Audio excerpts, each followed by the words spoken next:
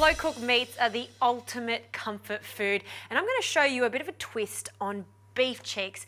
These have become super popular now, and I think it's because when you cook them low and slow, they fall apart and almost become slightly gelatinous like. Now, beef cheeks roughly weigh between 350 to 450 grams, but when you cook them, they do shrink quite a lot. So I do say 1 beef cheek per person. Now, the beef cheek, it's a working muscle, so there is quite a lot of sinew, but that's okay because that's what's going to make this super tender once it's cooked for a long time. Now I'll season this with some salt, and we want to seal them off until they're golden brown on each side. So a generous amount of salt and a good crack of pepper. Now some olive oil into a heavy base saute pan just like this one, and then we'll add the first cheek. You don't want to overcrowd the pan, so I'll do one at a time so we get a lovely crust. I'll also finely slice some onions.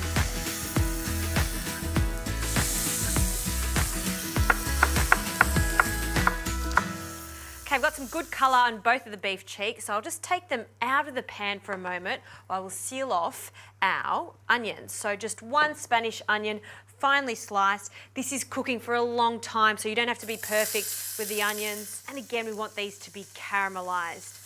Now, what makes this a really interesting dish is the Agrodolce, the sweet and sour that we get from sugar and red wine vinegar. Also, to enhance the sweetness in this dish, I'll be using some roasted capsicum. I love their vibrant colour, and it's really going to enhance the look of this dish at the end. Now, what I've done is just place these in a hot oven, 200 degrees, and cook these for about 30 minutes or until they're really softened. I've then just allowed them to cool with some cling film over the top. By doing that, they become really soft and the skins are going to come off really easily.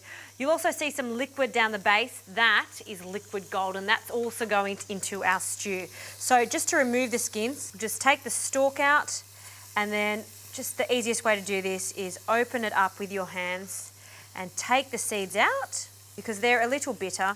So you'll see the skins just fall off so much easier when they're cooled and have had some time to sweat. Now, once you've taken most of the skin off, I'm just going to cut this into long strips so we really show off that vibrant red colour. So sharp knife into strips.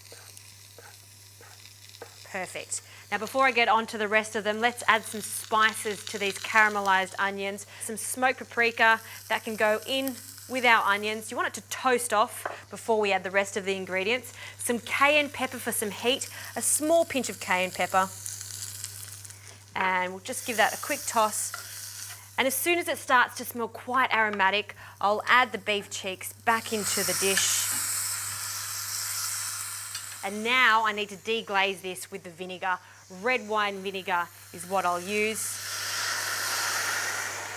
along with some brown sugar. This is going to give it a gorgeous molasses flavour. So mix those together. 2 cinnamon sticks and 2 bay leaves.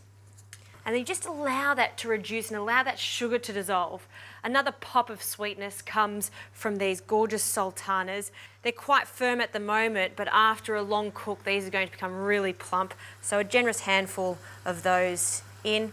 Also, these really nice sweet flavours is going to contrast against the really rich, meaty flavour of the beef cheeks. Now, because this needs to cook long and slow, we need lots of stock. So about 500 millilitres of beef stock, or enough to just cover the beef cheeks. Perfect. And now I need to bring this to the boil.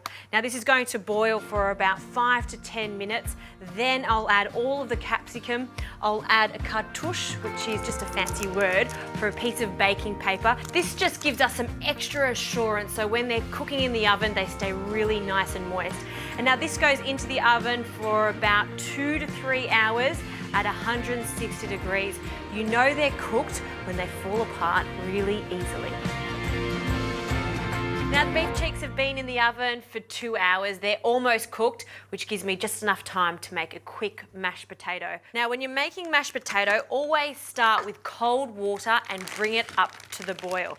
I'm going to peel my potatoes first, obviously, and leave them whole when you're peeling them. So cold water, I'll add my potatoes, cook them until they're tender, and then drain them. The key to good mashed potato is removing a lot of the moisture and then substituting that with lots of butter and lots of cream.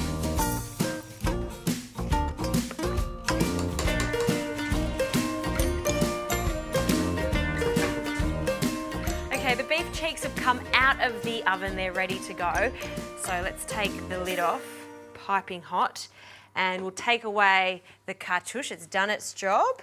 And look how sticky and glossy that sauce is. It smells so wonderful. And the best way to see if the beef cheeks are cooked is simply getting a spoon and popping it straight through the centre. If it goes through easily, they are cooked. I'm just going to turn them in the sauce so they're really glossy. And I'll add this gorgeous beef cheek to one side of the bowl. You can see how much they shrink after cooking for 2.5 hours. And I love the beautiful contrast in colour with the yellow and the red capsicum. That sauce is glorious and sweet and sour, Agrodolce, which makes it quite interesting and quite different from the normal red wine sauce. If your sauce is a little too thin, all you need to do is just take the beef cheeks out of the sauce and just let it bubble away over a medium heat for about 5 to 10 minutes. It'll thicken up. You don't need to add any flour whatsoever. All right, let's add some mash to the other side. A nice, generous dollop right next to it. Oh, that is winter right there in that plate. I love that thick, rich sauce. I love how moist the meat goes after cooking it for 3 hours. This is the ultimate way to cook beef cheeks.